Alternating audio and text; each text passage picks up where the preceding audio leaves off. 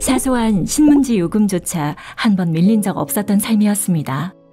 그저 남편과 함께 카페를 운영하여 두 딸을 먹여 살리고 우리 가족의 행복한 미래를 그리고 싶었을 뿐입니다.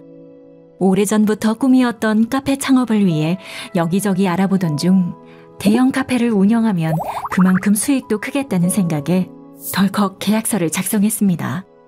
그때 당시 손님도 많았고 카페 사장도 장사가 잘 된다며 부추겼기 때문입니다. 가지고 있던 돈과 대출받은 돈으로 인수한 카페는 인수한 다음 날부터 손님이 눈에 띄게 줄었습니다.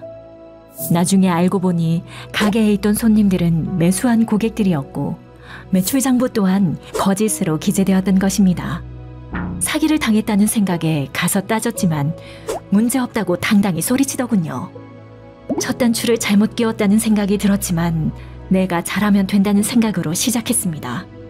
전단지를 돌리면서 열심히 카페를 홍보하고 오가는 손님들에게 친절하게 응대하며 카페를 운영해 갔습니다. 직원들의 서비스 마인드를 가지고 응대할 수 있도록 교육도 철저히 시켰습니다.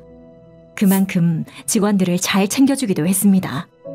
노력한 만큼 카페 매출은 조금씩 오르기 시작했지만 무리해서 시작했던 탓일까요?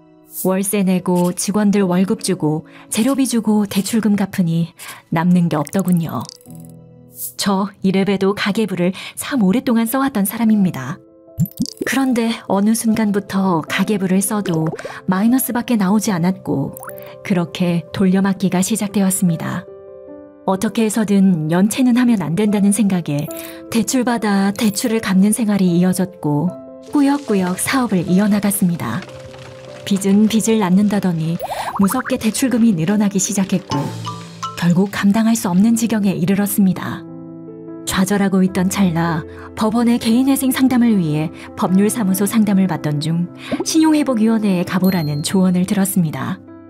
신용회복위원회의 상담사는 조곤조곤하게 제도를 설명해 주었고 제게 그동안 고생했다는 말도 해주었습니다.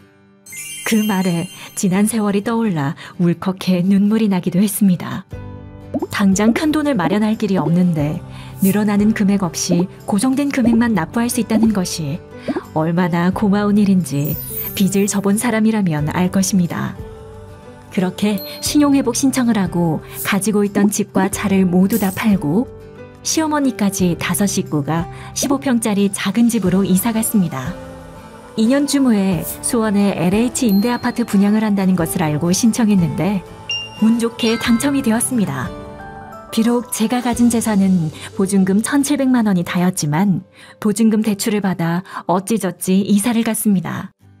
10년 후에 분양받을 수 있다는 말에 내 집 한번 마련해보자는 심정으로 가족들과 흔한 외식조차 하지 않고 오로지 악착같이 돈을 모으고 빚을 갚겠다는 마음으로 살았습니다.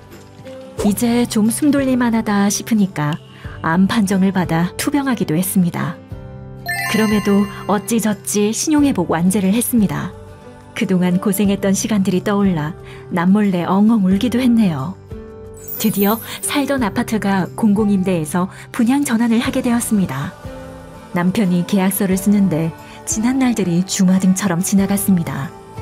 그동안 무리하게 대출받아 사업을 시작한 것이 남편한테 못내 미안했는데 옷 한 벌 제대로 사입지 못하고 열심히 살아온 결과를 이렇게 증명해냈다는 생각이 들었습니다.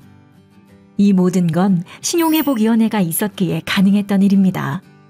저도 해냈으니 당신도 다시 일어설 수 있습니다. 지금 현실이 절망스럽더라도 희망을 가졌으면 좋겠습니다.